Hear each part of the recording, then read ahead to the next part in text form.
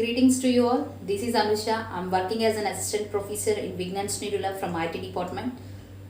Today we are going to learn about third unit. As per the JNUK curriculum, today we are going to start the third unit, that is shell programming or shell scripting.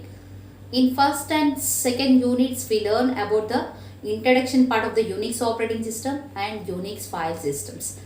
Okay, so in first unit we learn about basic introduction part of the Unix operating system. In the second unit we learn about the files and directories, so hierarchical of file systems. But in third unit we will learn about shell programming and shell scripting.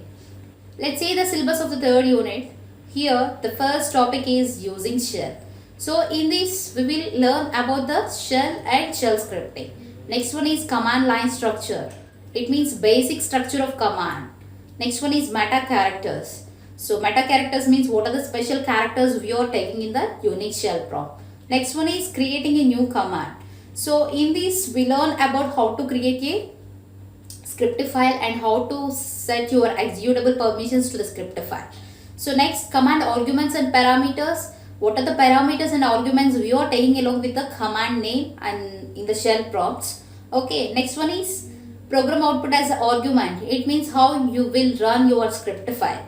So next one is shell variables. So what are the variables we are taking? What are the types of shell variables? Next one is input and output redirection, means here we will discuss about standard input and output and error messages. Last topic is looping in shell programming. We prefer different types of loop control statements like for loop, while loop and until loop. Okay, these are the topics we will discuss in third unit. Okay, so next one is objectives of shell programming. To understand the shell importance and to know about the meta characters, to observe how to pass arguments to the commands. These are the main objective for third unit. Let's see, the first topic is shell. So let's see the introduction part of the shell. Actually, a shell is a program. It can be constructed with a shell commands. So for example, $shell, $path, ls, pwd and mkdir. So that's why we can say that a shell is a set of commands. So shell is an environment for user interaction. Actually, shell acts as an interface between user and kernel. Okay, shell acts as an interface between user and kernel. So that's why shell is an environment for the user interaction. But it is not the part of the kernel. It just interface. Okay, so by defaultly we can take bash shell. It is the default shell for Linux. Okay, so next one is features of shells. Here shells are very case sensitive and shells allows the interaction with the kernel, and shell allows one to create the function and pass the arguments, and it provides help for each and every command using man and helps in automation of tasks, the time saving. Okay, these are the important features of shells. Next one is types of shells. Okay, in Unix operating system we can take different types of shells. Okay, let's see the types of shells. Actually in Unix operating system, shell is the second component. So this is the one of the main component. So here we are taking different types of shells. Okay, Bourne shell, C shell and Korn shell. These are the main basic types. So bash shell is the default shell. It will be developed by the Bourne. Here bash shell is the replacement of sh shell. So it can be provide many number of tools for editing and manipulating the history. So let's see, the next shell is C shell. So CS shell means it can be defined by the CSH. So it can be developed by Bill Joy. Actually it can be represented with % symbol. C shell has its syntax much same as that of the C language. Some other types of shells available are KSH, Korn shell and TCH, 10x or top C shell. These are the different types of shells. Okay, so next one is shell scripting. What is shell scripting? A shell scripting, it is defined as just as a plain text file or ASCII file. With a set of Linux and Unix commands, the flow of control, it can provide more input and output facilities for the user. Actually, a shell script can be created using any type of text editor like Vim, Emacs, Notepad++, etc.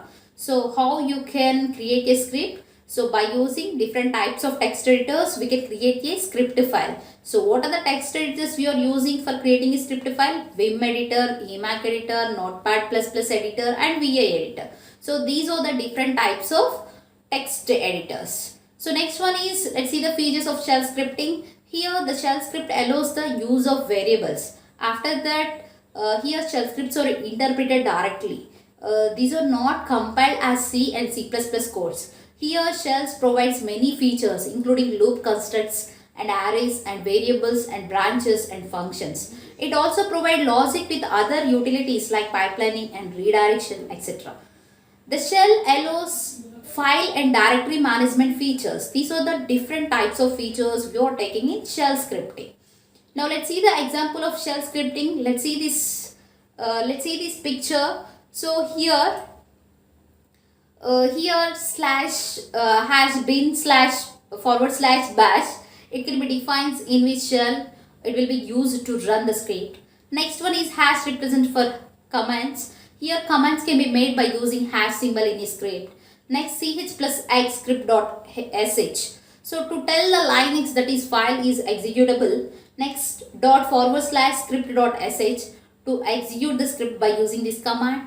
To check the current shell and type the following command, $echo space $shell. It is the command is used for user find out the current working shell. Okay, this is the structure of script file.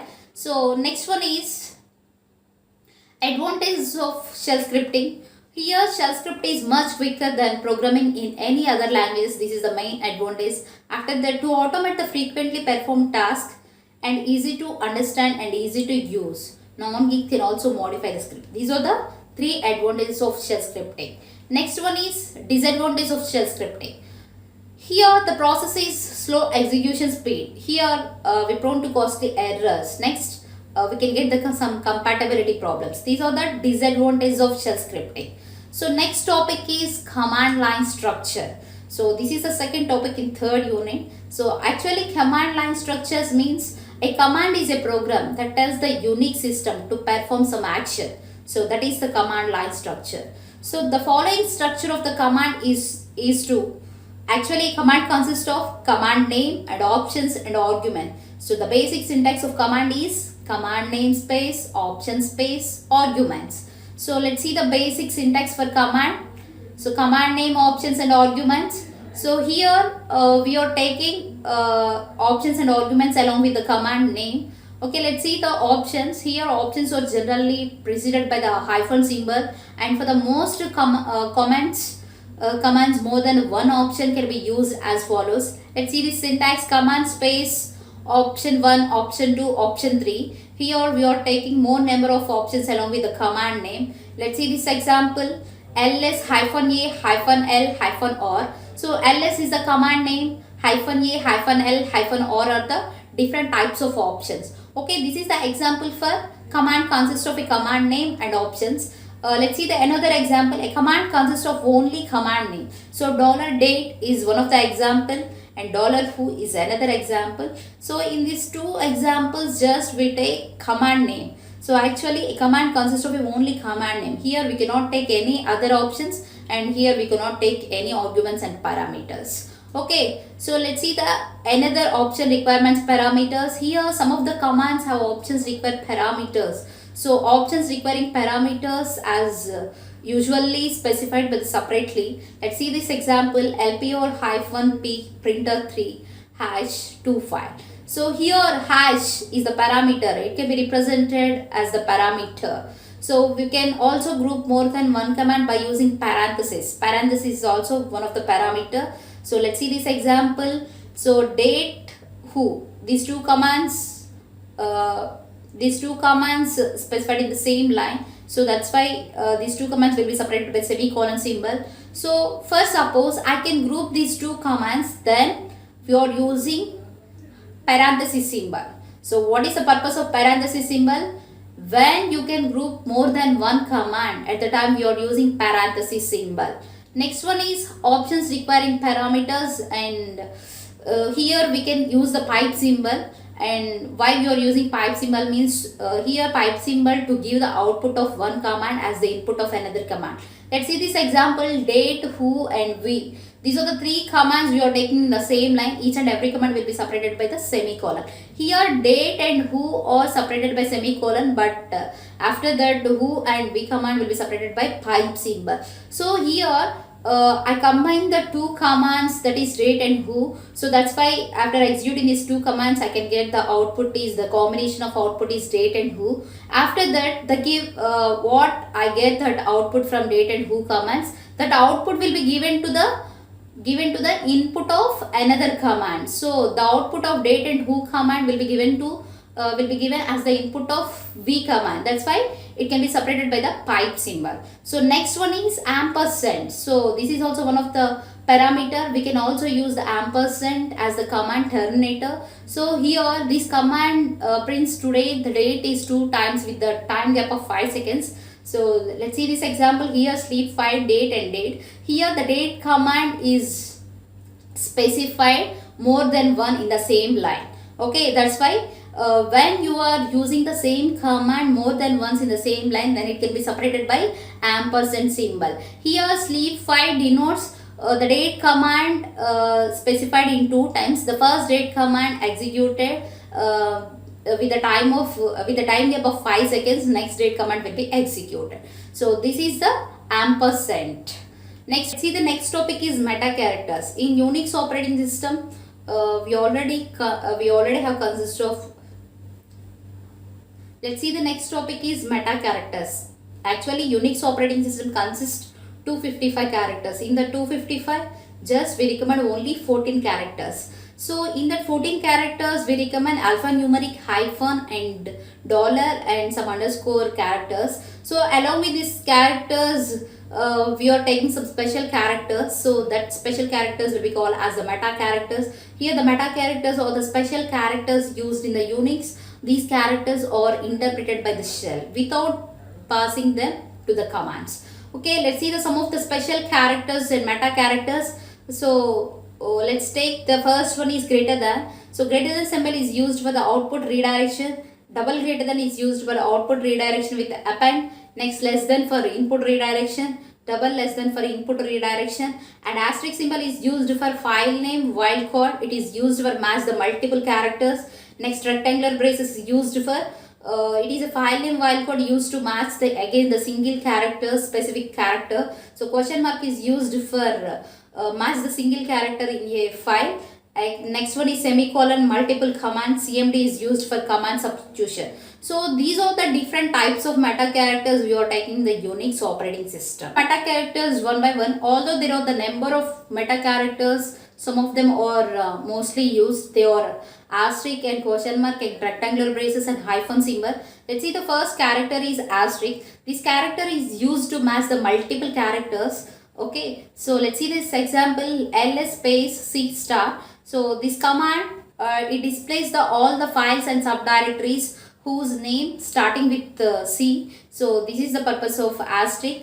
And let's take another example: ls space x star y. So in this command it displays all files starting with x and ending with y. So this is the purpose of asterisk. Next one is question mark. So the question mark meta character is used to match a single character in the file name. So why we are using question mark? So question mark meta character, it is used to match the single character in the file name. Let's see the example: $ls space so question mark. So in this command it displays all the file names. A question mark means here the file names with the 2 characters length but starting with the character A. So this is the purpose of question mark. And next one is square brackets. So rectangular square braces, here the braces are used to match the set of specified characters with the specific characters or specified by comma symbol. Okay, so let's take example: ls space with the rectangular braces a comma b comma c. This command displays a file name starting with a comma b comma c. And the next meta character is hyphen. It is used to hyphen the meta character within the rectangular brackets. It is used to match the specified range of characters. Let's take with an example: ls space with rectangular braces A to Z. So A hyphen Z. In this command, it will display the file name starting with the lowercase letters. Okay, these are the different types of meta characters we are taking in Unix operating system. I hope all of you understood about what is shell and what is shell programming and what are the features of shell and shell scripting, and next command line structure, and what are the meta characters we are taking in Unix operating system. Okay, in next session we will discuss about how to create a new command, how you create a new script file, how run your script file. Okay, so these are the topics we will discuss in next session. After listening this lecture, evaluate yourself by using these questions. Let's see the first question. So first question is, what is shell and what is shell scripting? So is there any difference between shell and shell scripting? And explain about different features of shell and shell scripting. This is the first question. Second question is, so what are the meta characters we are using in Unix operating system? And third question is, explain about command line structure. So these are the three questions. Evaluate yourself after listening this lecture. Thank you. Thank you for listening.